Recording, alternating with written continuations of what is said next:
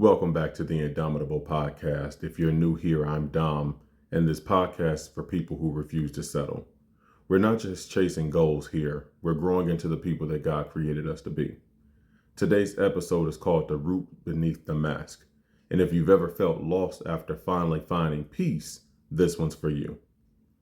No one tells you that healing can look like grief, that freedom can feel like floating, that peace can feel like drowning if all you've ever known is war. The weirdest part about healing was how quiet it got. What felt most foreign wasn't the change, it was the stillness. The silence was louder than anything I'd ever heard. No guilt, no pressure, no pretending. I remember sitting on the couch, and for the first time in my life, I could see the tree outside my window. Not just glance at it, but actually see it. It was alive. I saw birds. I heard them. I noticed people around me like I'd never noticed them before. It was like I was a newborn, like I was seeing the world for the first time. And honestly, it was overwhelming. That silence exposed everything that I had buried. You don't realize how loud the lies were until they're gone. And you don't realize how much they shaped you until you meet the real you underneath them. That's the moment you realize peace isn't passive, stillness isn't weakness, and silence isn't empty, it's revealing.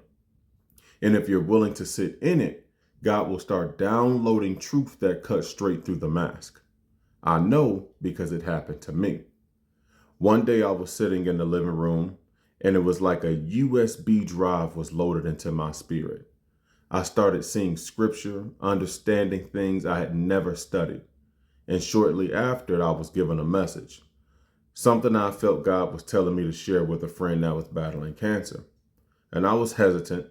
I didn't want to look crazy, but the Lord forced our paths to cross. I delivered the message, and not long after, she told me that her cancer was gone. And she still says, "I'll never forget what you told me." But obedience doesn't always end in miracles. Sometimes it ends in messy obedience. Because now I have to live in this peace. I had to clean up what I'd broken.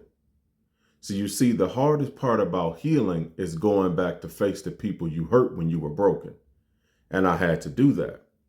I had to confess years of lies, relationships built on manipulation, stories I made up just to be liked, decisions I made to impress, not just because they were right. But when I told people the truth, people didn't run. They embraced it. Why? Because the truth sets you free.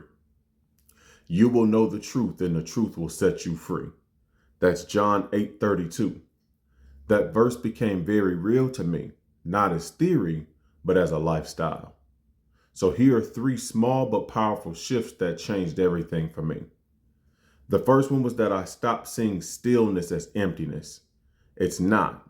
It's exposure. If you're uncomfortable in peace, ask yourself, what is it trying to show you? Number 2, I stopped avoiding the people I wronged. Owning your past doesn't mean staying stuck in it. It means reclaiming your power by telling the truth. And the third thing, I stopped waiting to feel ready to obey God. Sometimes obedience looks wild on the outside, but the reward is peace that you can't explain. I thought healing would make me feel strong, but it made me feel small, not weak, but newborn. And in that space, I realized something. God didn't just want to free me from the mask. He wanted to show me who I was before I ever felt the need to wear one. That's the journey. That's the assignment. Not to become something better, but to return to who He made you to be.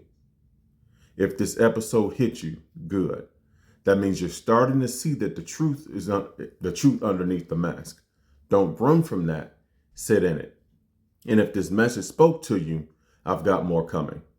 Be on the lookout for my free guide, 7 Steps to Overcoming Your Mind. It's not hype. It's real help.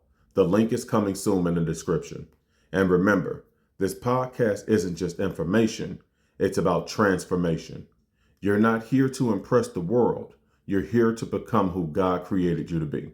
Let's grow together. Until next time, keep growing, keep fighting, stay indomitable.